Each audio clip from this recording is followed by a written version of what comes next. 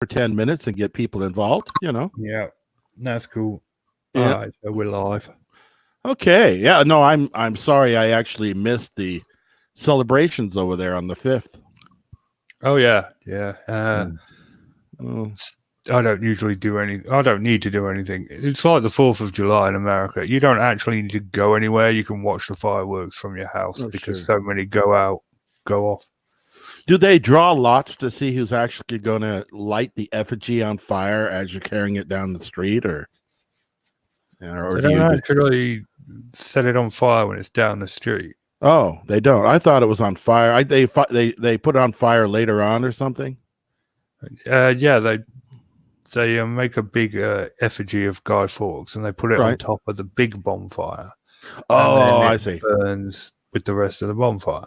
If they bother doing that. I mean, to be honest, that they usually just do that in like London and for tourists and stuff. It's not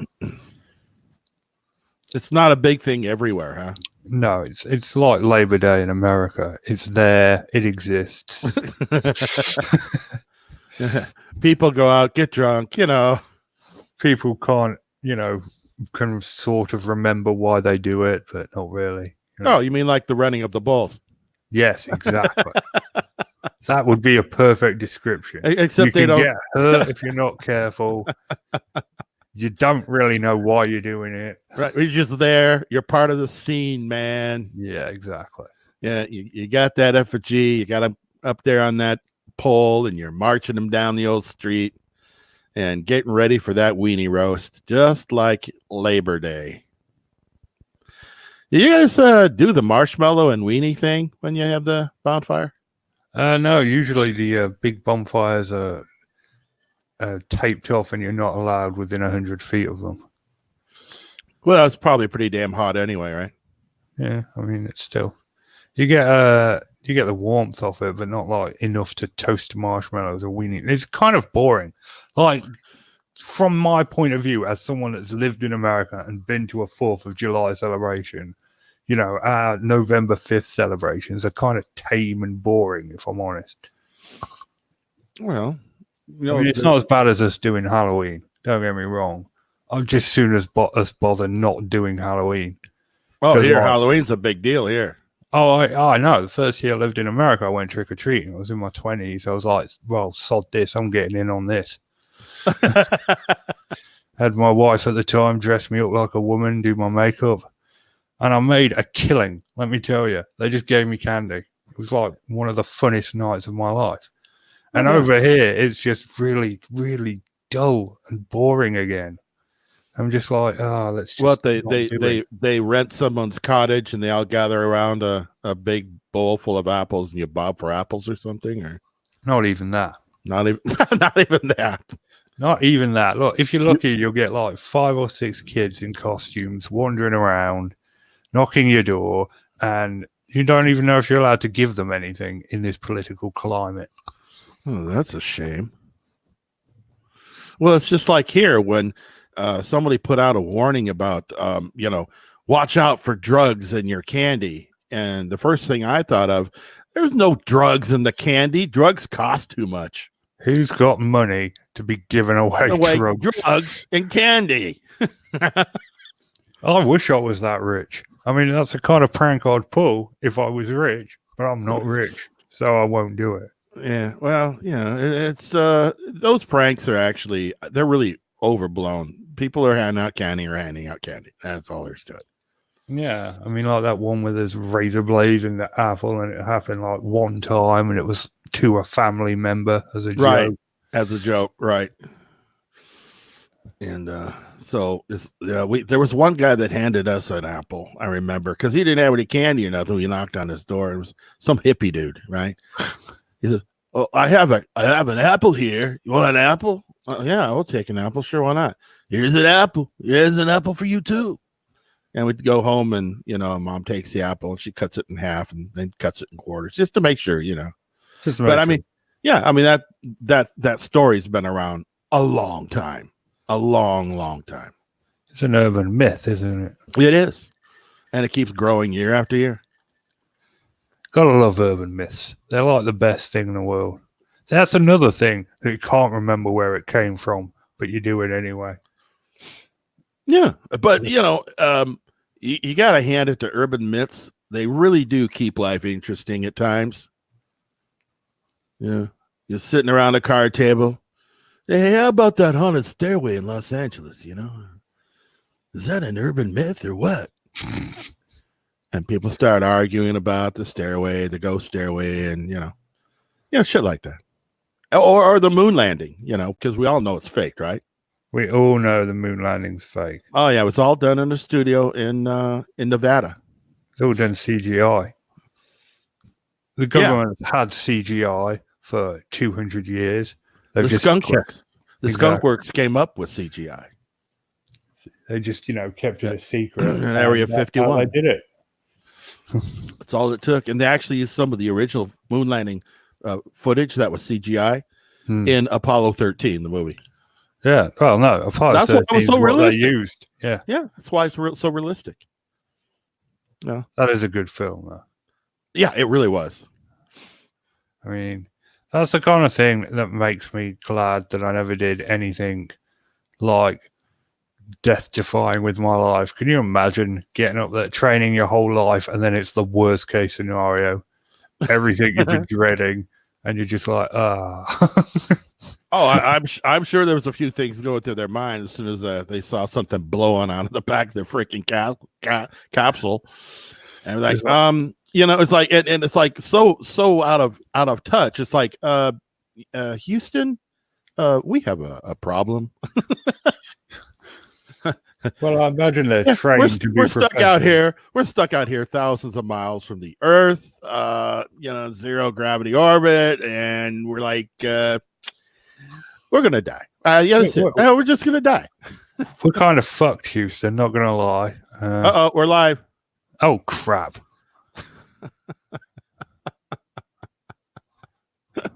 We'll sneak that one. We'll sneak that one by. No one's ever gonna hear it. Sneak that one by. Yeah. It's not like we've got a huge viewership anyway. Right, exactly, right. Completely forgot. We'll promote it and get a whole 320 views. After the promotion. 320. When did we get 320 views? Didn't we get that like 3 weeks ago or something? Oh yeah, we got like 1,000 views on one of them like 8 weeks ago. Oh, that was so random. It was so random. Like we usually get like between 35 and 100 views, and then this one just 1,000 people watched it, and I don't know why. It's so weird.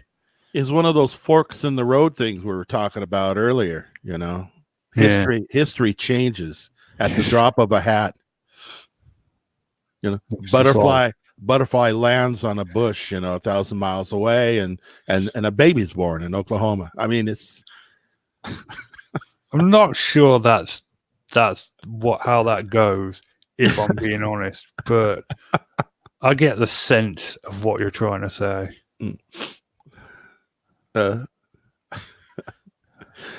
So what time is? Oh gosh, we got like 4 minutes to kill. We got 4 minutes before we officially start the show. You remember Nikki? We used to do Explain Universe together. Yeah, that's right. Well, she is legendary at getting it. Damn it, what's the word? Expressions. There we go. Expressions completely wrong. Like, she said, what was it she said the other day? Like her emojis, and she puts the wrong emoji on. No, like you can lead a horse to water, but you can't make it drink. Like she gets it wrong. Oh, I can't remember. Damn, that ruins the joke that I can't remember what she said. No, it'll come back to you. Yeah. Oh, that's annoying. Yeah, I was just gonna say something too, and then you went off on this expressions thing. And was it about Rexall drug? No, it wasn't about Rexall drug. Yeah, but it was a good show. We had I really liked Nikki on the show too. But I asked her to fill in tonight, but she was busy. That happened before. Yeah, as I recall. She was like, "Oh, screw you guys. Well, you know how this is gonna go. I'm on one show, and then you're gonna kind of cancel on me." She blames herself, I think. Yeah, I think she took it personally when we stopped doing it. Well, she shouldn't have, because she was really good at it. She was amazing. But yeah, I keep trying to get her to do an episode of this with us, but There was just so much involved in that show, because it was a production nightmare is what it was. oh yeah. I mean, you had to post. Well, edit, it's all the editing. I had to take out certain things to make it work, and I had to put in certain, images and stuff. It's all, post work. And yeah, you're right. And put in music where I want it, or sound effects where I want it, and made for a better show. But it didn't result in any more views than let's say this show does. So it was almost like a wasted effort. I was like, God, it's taken so much time. I spend 4 hours on a show. I mean, including the show, then you spend another 3 hours doing the post-production work and stuff, and posting it online and all that crap. And I'm like, Phil, why are you doing this to yourself? It's such a waste of time. But well, yeah, we had fun doing it, No, we had like I said, we'll get Nikki to do an episode of this one time. She'll eventually agree. She can't run forever. Well, I'm missing Chris on the show. I like to bounce things off of Chris, and it's not around, and I'm like, oh, now what do I do? Well, I poured myself a drink, and I'm getting all ready to go, getting all hyped up for the show, and he doesn't show up. I'd ask Chubbs, but he's not in the chat. I could have asked Matt. Maybe Matt would have. Matt already said no. That bastard. You're literally the first person I asked. Well, that's too bad. That is too bad. Oh, it's time. So welcome, ladies and gentlemen, to this week's edition of the Squatchable podcast, where we take a look at some of the news from the Bigfoot week. Joining me from Power Breakdown, Phil Pulling. Phil, welcome to the show. Hiya. And if you enjoy Power Breakdown or the 14 Slip, you may enjoy the badly drawn misadventures of two Bigfoot. Head on over to Bigfooting with Keith and Colin, where this week Colin takes extreme measures to rid himself of his assistant. And so he should. That got a little dark, I'm not going to lie, but... Yeah, well... I'll tell you, for those of you who have not checked it out, it is worth a view and a read. It reads like probably the best, let's say, Sunday morning comic strip in any paper you'd ever want. It's really good. Really is good.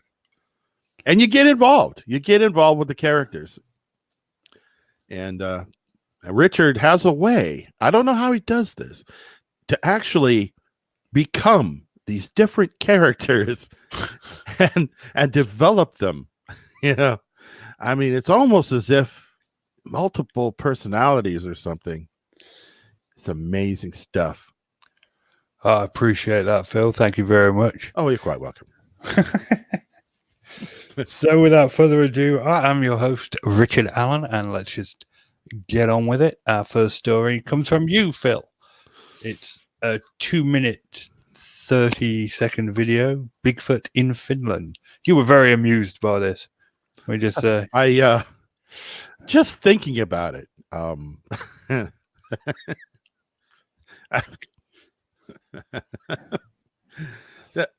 I was very amused with this one. It was uploaded by a man called Jürgen, and it's called "We Watched a Bigfoot in Finland." In Finland. It's obviously fake. Let's just start by saying that.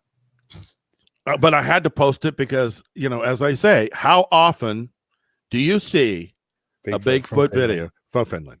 Right. I mean, they're famous for like whales and stuff, but not Bigfoot. Right. Maybe they're trying to get on the map. This is such a rarity. Had to be done. Had to be done. You spent most of the video laughing, but you did a close-up and a bit of stabilization for the love at the end. Yeah, but as you said, the most of the video, I can't tell you how many times I started and stopped making the video because there was something, I don't know, it was just the timing was right, and I was in that kind of a mood, and I kept breaking up. So I decided after the last try, screw it. I'll just put the laughs in there. I'm just gonna laugh. I'm just gonna laugh my way through the whole thing, and that's just the way it's gonna be. There's something else you could do. I mean, you could literally see the dude waiting behind the tree. Yeah, to be prompted. Yeah, it's like he goes from one tree to the other tree and stops behind that tree. And it's like I'm hiding behind the tree, even though you can see both sides of me. I'm waiting for you to prompt me, so I'll walk across, and it'll be totally awesome. It'll be totally awesome. And the way he screams, and he's running away. I'm like, God, just cracked me up. Yeah, I don't know. It was one of the funniest ones I think I've ever seen. It was some quality Bigfoot hoaxing. Can I just say that? The link is in the description. Ladies and gentlemen, I strongly suggest you check it out. Top shelf entertainment right there. You don't even have to pay for it. I mean, it's just there. Yeah, I got to admit, though, my favorite one you've done recently is the Werewolf Forest one. Oh, yeah. Oh, yeah, that's a good one. I've watched that a couple of times, not just once. I do enjoy that video quite a lot. That's very good. That's also top shelf entertainment. So moving on, Tim Fasano asked me a couple of weeks ago to check out Colorado Bigfoot, and I forgot last week, but I remembered this week, so I took a look at one of Colorado Bigfoot's videos. The video is titled 20 Coyotes Suddenly Appear Behind Me as I Zoom into the Moon. And that's what happens in the first 5 minutes of the video. He's looking at the moon, and then suddenly you hear the coyotes start kicking off behind him. Proper like a pack, howling and stuff and making that weird coyote noise. It doesn't sound anything like wolves. The sound of a coyote. I mean, you'd think it would, but it doesn't. They've got their very own distinctive sound. And many different sounds from a coyote. Yeah, that's strange. I got a bit nostalgic because he was posting this video from Colorado, and I used to live there, and you could see the Rocky Mountains and the plains, and I got a bit nostalgic watching this video. I'm not gonna lie. Yeah, well, he was obviously just zoning out, zoomed into the moon, and getting that Rocky Mountain high going. Well, that was the first 5 minutes. At the 6 minute mark, he starts posting a video of like the surrounding area, the mountains. He's under the snow line. Yeah, and then it gets I'm going to give him a bit of slack because, as I said, he twung on my nostalgia chords, but the video takes a bit of a woo turn at this point. And, it was just getting into the vibe. That's all. There's a lot of talks of tree structures and X's, and and about how they could have gotten there from nothing. Yes. Yeah. And yeah, he does. It's like some people say, there's all of a sudden there's a vortex and it opens up and there they are. And he didn't say he didn't. I'm sorry. He didn't actually say he believed that happens. No, he was just relaying the stories that he heard. Yeah, he wasn't saying that that's where Bigfoot comes from. He was saying he had heard that people said that. He does, however, say that there was no Bigfoot activity around there until he turned up. He makes the good point that everybody finds footprints, and not everybody finds tree structures. And yeah, okay, I've got to give you that. And he reckons he can get the best audio footage out there next summer. So correct this a little bit, because I I want to make sure that I read this correctly. Okay. Hmm. There was no Bigfoot activity in the area until he showed up. Is really Until like he what moved into the trailer. Yeah, that's what he said. until he moved into the trailer? Was he always there, or he just moved into a trailer? I think he just moved into the trailer. I think he moved into the trailer from somewhere else. Right. So there was no Bigfoot activity there until he moved into the area. Yeah, he said to ask his landlady if you didn't believe him. Okay. So if he was not in the area prior to moving into the trailer, how does he know there was not Bigfoot activity, or there was or was not Bigfoot activity there? Wow, you've just cracked it. I don't know. Well, his landlady said, didn't she? His landlady must be the Bigfoot expert. Yeah, she obviously knows Bigfoot. She's probably the one that told him about the portal. There you are. And, the X's and the tree structures. It all comes together now. Maybe she is a Bigfoot. I think she's an expert. All right, I'm prepared to believe that. As I said, I'm going to give him some slack because I liked the video and it tugged on my heartstrings a little. But it is a bit woo. Only at the end, though. I mean, when he zooms in on the moon, come on, you got to admit that was awesome. It was good footage. Very good footage, and the coyote's noise was very good. Yeah. Oh, yeah, it was great. So I'll tell you what, we'll watch a video next week, and then we'll see what happens. I'm going to give him a thumbs up this week. Yeah, I'll give him a knuckle, half a thumb. Half a thumb. Okay. Yeah.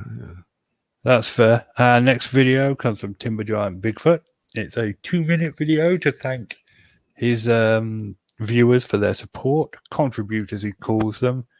Goes on to say that nothing in life is free and everything costs something, and he's very grateful for all the contributions he's receiving from his YouTube videos. I don't think he has a Patreon account. Someone should tell him about Patreon. Well, I think he's operating off a cell phone right now. Yeah. And that does make things a little more difficult. So, and it kind of also makes me wonder, just watching the video, makes me wonder what the hell happened to the guy. I mean, it's if he can't afford a sandwich for lunch. You know what I'm saying? Yeah, and he's talking weird. Yeah. Like his face is, and he's not showing his face. And that used to be a big thing. Yeah. Well, no, I mean, just like Fasano said, he was a handsome dude. Yeah. But now, wait, now I did see that photo with what looks like this really wide brim hat. Yeah. Was that I don't remember seeing that before. I think that was a previous photo. Oh, okay. Well, I've never seen it before, but whatever. Yeah, I don't know. I'm not going to trash the guy, especially if he's. No, I'm not trashing him either. Something clearly happened to him because he was posting videos all the time, and then he just disappeared for 2 years, and now he's back and he's making videos on a potato instead of like his old HD camera. So if you like Jungle Jim's potato films, go check him out.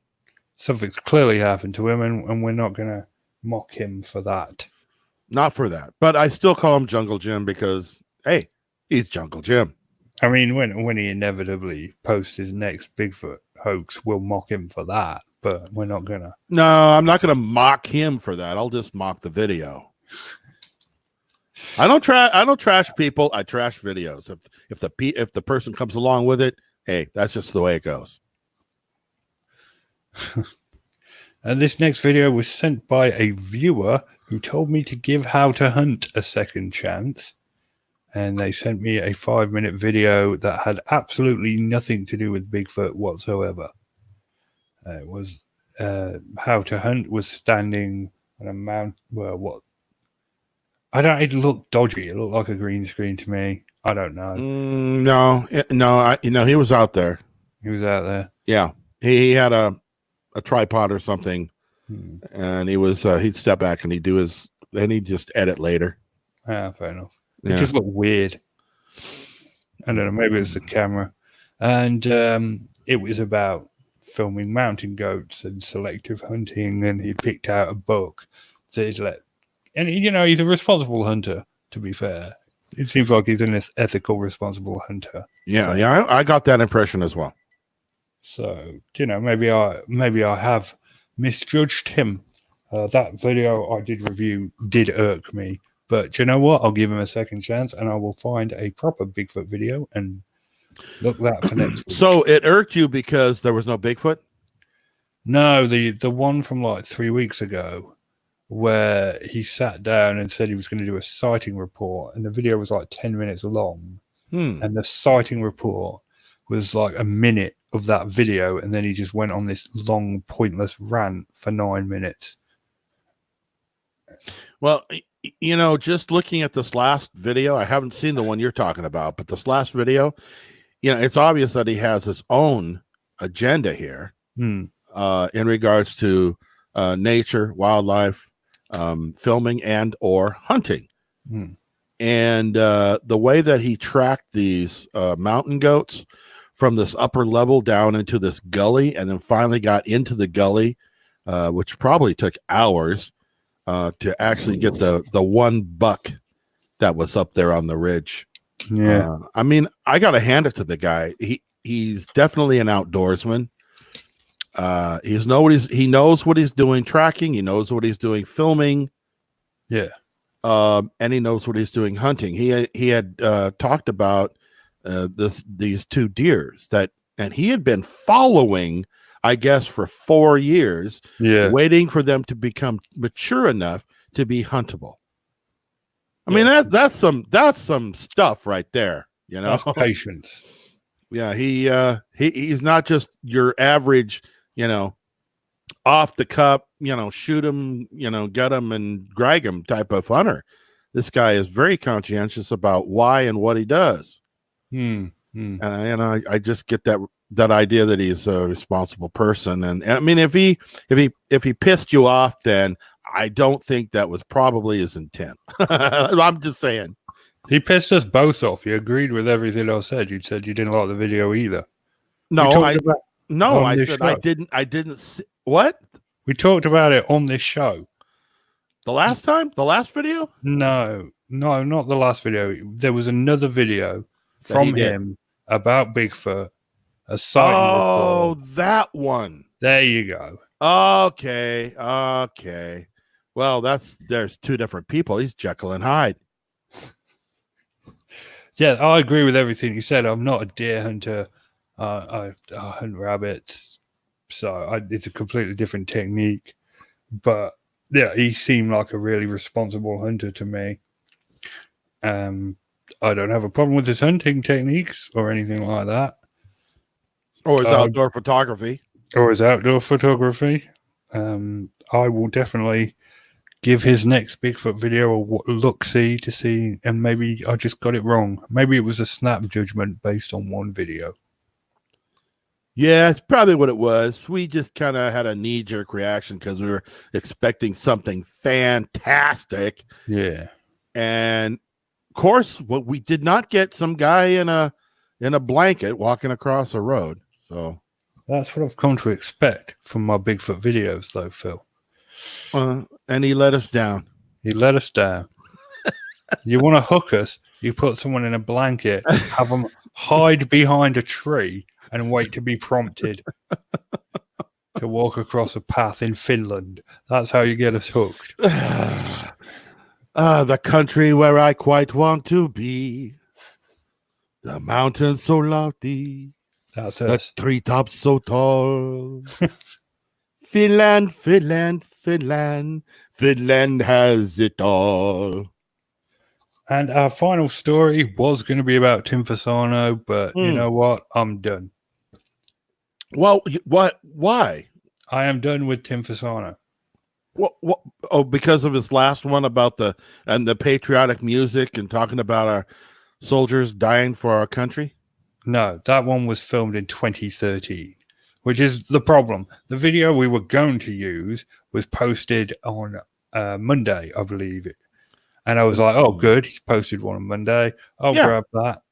We'll watch that for Squatchable. It's recycled footage of a video we watched 2 weeks ago on this show again. It's the one where they go into the woods and see the refrigerator and the Right. I thought it was just bits and pieces that were re-edited into a new video. It was just recycled footage. Oh, okay. Well, yeah. Well, the one thing though I don't remember was the ponds, the large ponds that he said were spring fed. Because he pointed out, I'm not kidding. No, he said the large palms and they're all spring fed and they're cold and it's fresh water. You can drink it. I don't remember that part. You don't remember making a big deal about the spring fed tarp? Yes, I do, but that was long ago with the spring fed tarp video. But yeah, I mean, I didn't realize that was in that other video because I didn't watch it all. Yeah, well, but I watched this one, and he was bringing up these waters that were all spring fed, and I said, that's where the spring fed tarps go to drink. Clever. I see what you're trying to say, but yeah, it's just it keeps doing this to me. Send him an email and say you are worth more than this. You're better than this, Tim. You are better than this. You're better than this. Just get out there today. It doesn't matter. You just get out there. 200 yards out, grab your camera, go out, talk some crap, put it online. What you do, Tim? Yeah. Just walk around in a park and get Kevin to put a blanket on, hide behind a tree, and run across the road. And then yell and finish. And we will be your biggest fans. We will promote that video. I'll put it on all my channels. How many channels do I have, Richard? It's like 3 or 4, isn't it? And you're running Mulder's World now. Don't remember. Yeah, something like that. Yeah. Oh yeah, Mulder's World. Yeah, that's right. I got Mulder's World. I'll put it on Mulder's World. I promise. It's just, Tim, I know you listen to the show. You're better than this. You're better than recycling old videos. Just do it, bro. Just do it. Yeah. But it kind of bums me because here we're getting close to the end of the show, and now you're like bringing up the videos because he had 2 videos. The one where he's walking through the graveyard and talking about. But I can understand why if that's an old one, I can understand why he recycled that because it's very patriotic. Oh yeah, no, he's always been a patriot. He's one of them diehard patriots. You can't fault Tim's love for his country. And I'm not gonna. I mean, this message was right on as far as I'm concerned.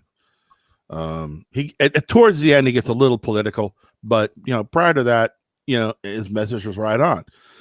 Regardless of the reasons they died, whatever war they died in, or whether or not they were actually defending our country, defending the innocent, or just defending some political vision at the time, which was like, I'm thinking Vietnam, for example. They did their job, and they did do it with honor, and they died for it. So, they deserve something, man. They deserve something. They do deserve respect at the very least.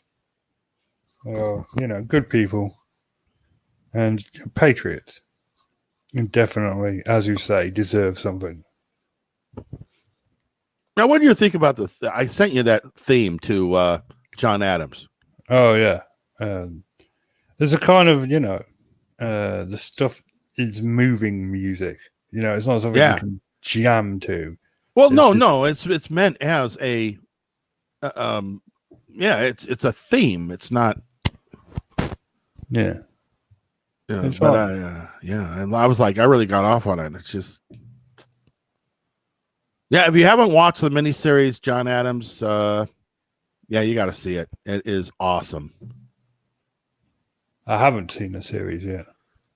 No, and I'm telling you got to see it. Of course, it has to do with the Revolutionary War. So, screw the British. No,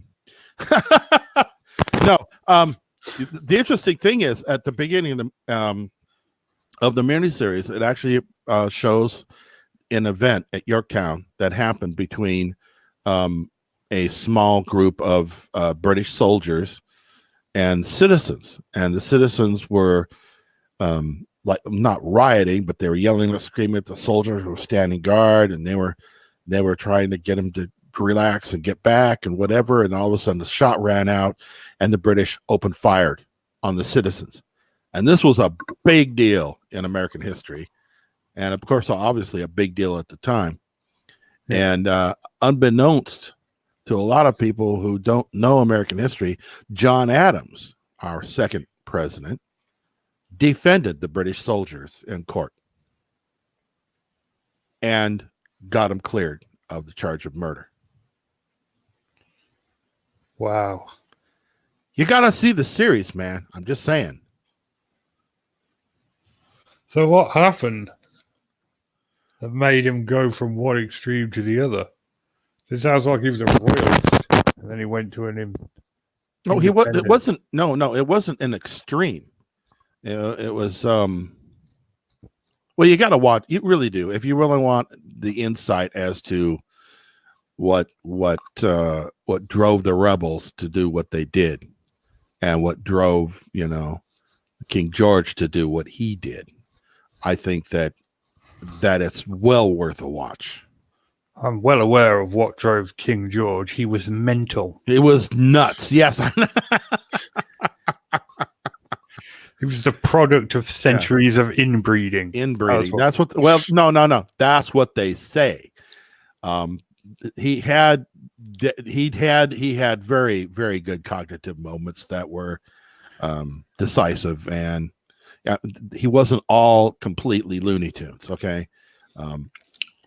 A broken clock is right twice a day. Right, exactly. That's the way it was with him. If it had not been, he would have been what they call in Bedlam by whoever else was close to him would have done that. But and it went all into the English. The Americans going into like France and trying to cajole them into helping their side, giving them armaments and all that stuff.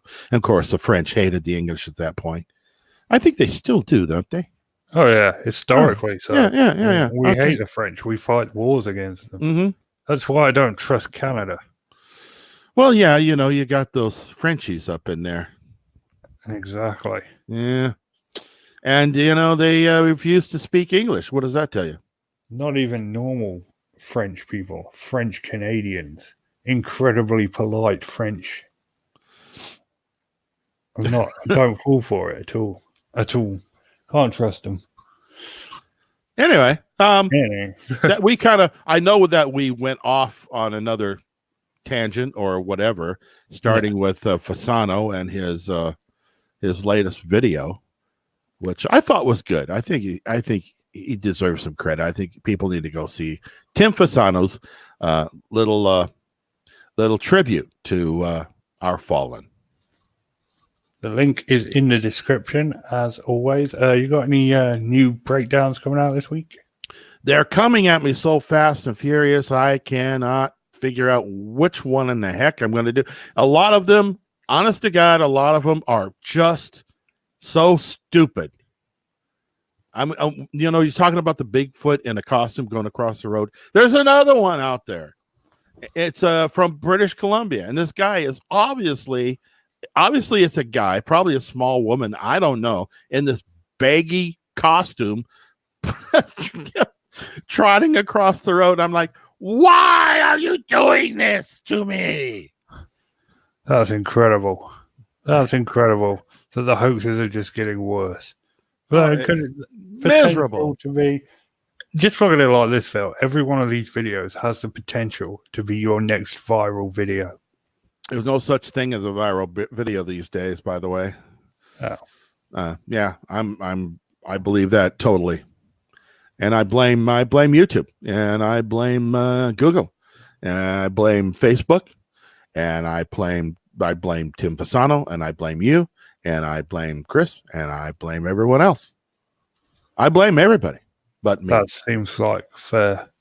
Seems like your reasoning is sound. Oh, yeah. So, Yeah, I've thought this out. all right then, cool. And as I said this week, Colin will be resorting to extreme measures to get rid of his assistant on my comic strip. I Hey, suppose. at least the Winnebago thing is the Winnebago. What did I say? Winnebago? Winnebago. Do you mean the Whistlefoot? Yeah, right. All right, never mind. Go ahead. No, what was it you're going to say? The Wendigo. Oh, the Wendigo thing has been taken care of. So it's like one thing to another, right? Oh, yeah. Wheels within wheels. And yeah, we'll just And circle. Yeah. Are we doing that with Colin and Errol, of course? Everyone loves Errol. And probably have Whistlefoot haunting Keith and Colin for driving him insane and killing himself. The thing about Arrow is I've actually, now listen, don't get upset. All right. I've borrowed some of his wisdom. I've used it on my sons. I've used it on my wife. Works like a charm.